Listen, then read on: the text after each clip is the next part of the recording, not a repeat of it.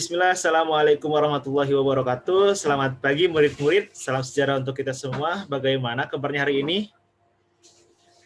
Waalaikumsalam warahmatullahi wabarakatuh. Selamat pagi, Pak. Alhamdulillah baik, Pak. Sehat, Pak. Alhamdulillah.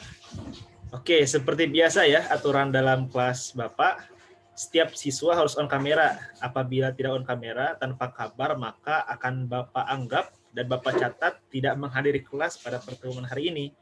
Nah, silahkan yang belum on kamera, silahkan on kamera terlebih dahulu, supaya kita semakin semangat dalam mengikuti pembelajaran. Ya, sebelum memulai pembelajaran, kita awali terlebih dahulu dengan membaca doa. Silahkan Ramba selaku ketua kelas memimpin doa terlebih dahulu. Baik, sebelum memulai pembelajaran, alangkah baiknya kita berdoa menurut agama dan kepercayaan masing-masing. Berdoa mulai.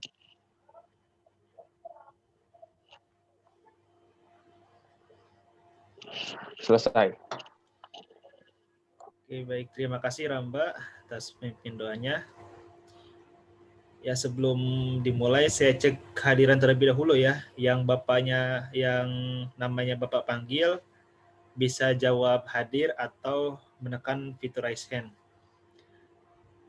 Di sini ada siapa saja ya? Bapak cek terlebih dahulu absennya. Ramba Masula Safero. Hadir, Pak. Safa Zahra. Hadir, Pak. Tasya Salsabila. Hadir, Bapak. Vina Deviekti. Hadir, Pak. Oke, alhamdulillah hadir semua berarti ya. Ya, sebelum masuk ke materi pembelajaran hari ini, Bapak ingin mengetahui terlebih dahulu pemahaman kalian mengenai materi pada pertemuan minggu lalu. Nah, apakah masih ada yang ingat tidak pertemuan minggu lalu kita membahas apa saja? Ayo, masih ada yang ingat? Saya, Pak. Ya, silahkan. Minggu lalu kita belajar mengenai penerimaan, penyimpanan, dan penyaluran sarana prasarana, Pak. Oke, Safa ya. Berarti tadi menjelaskan tentang mengenai penerimaan, penyimpanan, dan penyaluran sarana dan prasarana. Apakah ada yang bisa menjelaskan apa itu penerimaan, penyimpanan, dan penyaluran sarana dan prasarana? Saya, Bapak. Izin Ya, menjawab ya, silakan. Pak. Penerimaan yaitu menerima fisik barang dari pabrik atau distributor yang disesuaikan dengan dokumen pemesanan dan pengiriman dalam kondisi yang sesuai dengan ketentuan yang disepakati kedua pihak. Sedangkan penyimpanan yaitu menempatkan bagian dari dalam gudang untuk disimpan atau dipersiapkan untuk proses selanjutnya. Nah, kalau penyaluran itu kegiatan pemindahan barang dan tanggung jawab penyimpanan kepada unit-unit atau orang-orang yang membutuhkan barang, Pak. Oke, bagus ya, betul semua.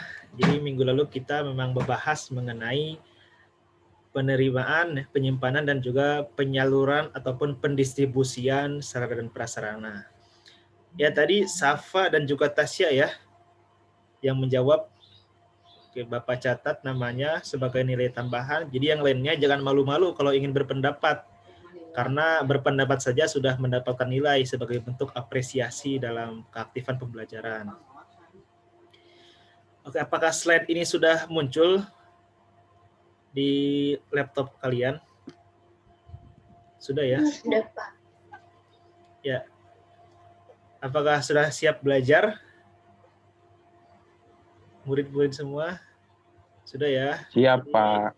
Disiapkan alat tulisnya apabila diperlukan dan juga catatan-catatannya dan buku mata pelajarannya. Nah, di sini saya mengutip suatu perkataan dari Sakuntala Devi, seorang penulis dari India, yang menyatakan bahwa pendidikan bukan cuma pergi ke sekolah dan mendapatkan gelar, tapi juga soal memperluas pengetahuan dan menyerap ilmu kehidupan. Jadi harapan Bapak untuk murid-murid di sini menghadiri kelas hari ini tidak hanya sebagai bentuk formalitas, sebagai absensi saja, ataupun sebagai pemenuhi kewajiban sebagai siswa, tetapi untuk memperluas pengetahuan dan semangat untuk menambah ilmu serta menyerap ilmu kehidupan. Oke, semoga kata-kata motivasi ini dapat meningkatkan semangat kita dalam pembelajaran hari ini. Ya, untuk pertemuan hari ini kita akan membahas mengenai materi di KD 3.11 dan juga 4.13 ya. 3.13 dan juga 4.13. Yaitu menerapkan inventarisasi dan prasarana dan juga melakukan kegiatan inventarisasi sarana dan prasarana. Dan tujuan pembelajaran pada hari ini yaitu peserta didik dapat menerapkan inventarisasi sarana dan prasarana dengan baik, teliti, dan tanggung jawab. Dan aspek penilaian yang akan Bapak lakukan yaitu mengenai keaktifan, kerjasama, kejujuran, dan kedisiplinan. Ya, berawal dari pengertian inventarisasi terlebih dahulu. Inventarisasi berasal dari kata inventaris atau dalam bahasa Latin yaitu inventarium yang berarti daftar barang-barang, bahan, dan sebagainya. Dan inventarisasi sarana dan prasarana adalah pencatatan atau pendaftaran barang-barang milik suatu instansi atau perusahaan ke dalam daftar inventarisasi barang yang secara tertib dan teratur menurut ketentuan dan tata cara yang berlaku. Nah, jadi dapat kita simpulkan ya, kalau inventarisasi ini yaitu suatu daftar barang-barang yang disusun secara tertib dan teratur menurut ketentuan dan tata cara yang berlaku di masing-masing instansi, baik itu pemerintah maupun swasta. Dan selanjutnya itu tujuan inventarisasi dan sarana dan prasarana. Yang pertama itu menjaga dan menciptakan tertib administrasi. Ya tentu ya, di bidang administrasi itu pastinya akan mentertibkan ya, administrasi secara tersusun rapih, baik itu secara kondisi ataupun secara spesifikasi itu dapat kita ketahui secara tertib. Dan yang kedua itu menghemat keuangan. Nah, kenapa menghemat keuangan? Karena dengan inventarisasi kita dapat mengetahui apakah kita masih memiliki barang-barang yang masih bagus untuk dipakai dan dipergunakan atau barang yang sudah rusak. Jadi kita tidak perlu lagi membeli barang-barang baru atau boros dalam pembelian barang karena kita bisa mengecek terlebih dahulu apakah masih ada barang yang dapat digunakan atau tidak. Dan yang ketiga yaitu sebagai bahan atau pedoman untuk menghitung kekayaan ya. Karena sarana dan prasarana ini suatu aset ataupun harta bagi suatu instansi. Nah, dari sini kita bisa melihat apakah kekayaan kita itu seberapa gitu ya, dan dengan adanya inventarisasi kita dapat mengetahui kekayaan atau aset yang dimiliki oleh perusahaan. Dan yang keempat yaitu memudahkan pengawasan dan pengendalian sarana dan prasarana. Tentu ya dengan inventarisasi tadi sudah dijelaskan bahwasannya dengan tertib administrasi tentunya akan memudahkan pengawasan pengendalian apakah barang ini sudah layak dalam untuk dipakai ataupun belum layak ataupun sudah rusak gitu. Sejauh ini apakah sudah jelas ataupun ada yang belum dipahami? Atau misalnya Bapak terlalu cepat, silahkan respon saja ya dan tanggapi supaya Bapak bisa mengulang dan menjelaskan kembali. Sudah jelas ya sejauh ini? Oke, Bapak lanjut. Ya, Pak. Ya. Klasifikasi barang inventarisasi. Nah, di sini terdapat 2 klasifikasi ya. Di sini bisa dilihat yaitu barang tidak tetap, barang habis pakai atau tidak tetap, dan juga barang tetap. Nah, untuk barang habis pakai, yaitu masa berlakunya itu biasanya kurang lebih dari 1 tahun sudah habis. Contohnya kertas, tinta, kapur, itu pasti masa berlakunya sebentar ya. Jadi kita harus membeli lagi ataupun mengadakan pengadaan barang lagi. Nah, kalau barang tetap atau barang tidak habis pakai yaitu meja, kursi, papan tulis. Nah, ini masa berlakunya pemakaiannya lebih dari 1 tahun atau jangka panjang atau lama pemakaiannya. Contohnya meja, kursi, papan tulis ini pastinya nggak mungkin kita pakai ataupun kita beli terus-menerus karena pasti pemakaiannya awet. Paham ya? Contoh-contohnya ini bisa dibedakan. Lalu langkah-langkah inventarisasi sarana dan prasarana yaitu ada 6. Yang pertama yaitu menyiapkan lembar hasil opname barang inventarisasi. Lembar hasil opname ini secara periodik ya, baik itu per hari, per minggu, per bulan, ataupun per tahun. Biasanya per hari, per minggu, atau per bulan. Karena tidak sampai terlalu lama sampai per tahun. Nah, yang kedua itu menyiapkan buku induk barang inventarisasi. Buku induk ini buku secara terpusat, apapun pencatatannya ada di buku induk. Lalu yang ketiga, buku golongan barang inventarisasi. Buku golongan ini untuk menggolongkan apakah ini termasuk golongan sarana ataupun golongan prasarana. Yang keempat itu menyiapkan kode klasifikasi barang inventaris. Nah, tadi kodenya tadi ya ada klasifikasi barang habis pakai, barang tetap atau barang tidak habis pakai. Dan yang kelima yaitu daftar kode akuntan pengguna barang.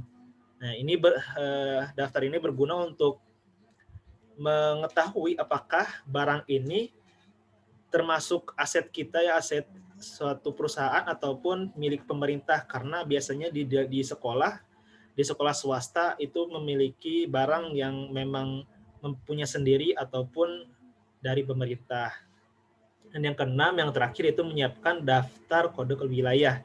Ini biasanya digunakan oleh instansi pemerintah atau di sekolah negeri. Jadi kita bisa mengetahui ya kalau semisalnya inventarisasi ini tidak hanya diterapkan di perusahaan saja, bahkan di wilayah terdekat yaitu di sekolah sudah diterapkan.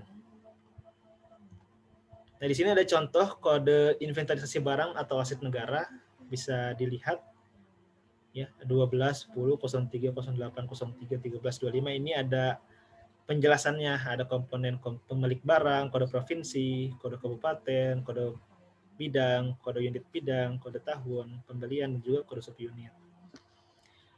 Ya, terima kasih atas perhatiannya. Apakah sejauh ini ada yang ingin ditanyakan? Bagaimana? Sudah cukup, Pak, dari saya. Oke, sudah cukup jelas ya. Berarti kalau sudah cukup jelas, Bapak akan memberikan suatu hadiah untuk murid-murid di sini, yaitu berupa tugas. Tugasnya itu berupa pembuatan video pembelajaran mengenai sarana dan prasarana. Silahkan dibuat seefektif dan sekreatif mungkin dan sebisa semampu kalian, karena Bapak akan menilai sesuai kemampuan dan juga kreativitas kalian tentunya dalam penilaian. Dan jangan minder ya melihat temannya mungkin ada yang terlalu bagus atau ada yang terlalu expert, tapi gak apa-apa, yang penting sudah mencoba itu sudah dapat nilai. Yang penting mengumpulkan dan tepat waktu. Ya, sebelum Bapak akhiri, Bapak ingin menyimpulkan terlebih dahulu pembelajaran kita hari ini, bahwa di hari ini kita membahas mengenai inventarisasi sarana dan prasarana, dan inventarisasi ini berasal dari bahasa Latin yaitu inventarium atau inventaris, yang berarti daftar barang, daftar bahan dan sebagainya.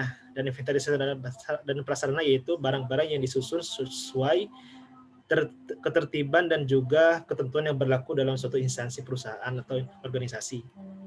Dan tujuan inventarisasi ini ya tentunya yaitu untuk menjaga dan menciptakan ketertiban administrasi, yang kedua menghemat keuangan, yang ketiga sebagai pedoman atau bahan untuk menghitung kekayaan, dan yang terakhir,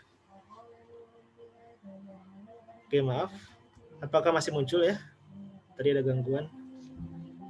Ya, yang terakhir yaitu memudahkan pengawasan pengendalian sarana dan prasarana. Dan klasifikasi barang tadi ada 2. Ada barang habis pakai dan barang tetap. Kalau habis pakai yang kurang dari 1 tahun, kalau barang tetap lebih dari 1 tahun. Dan tadi ada contohnya juga, dan langkah-langkahnya itu menyiapkan hasil opname, lalu menyiapkan buku induk inventaris barang, lalu menyiapkan buku golongan barang, menyiapkan kode klasifikasi, menyiapkan kode akuntan pengguna barang, dan juga menyiapkan daftar kode wilayah. Oke, mungkin cukup sekian.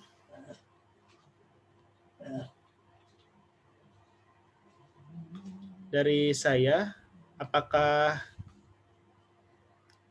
ada yang ingin ditanyakan lagi mengenai tugas atau lain sebagainya? Deadline tugasnya kapan, Pak?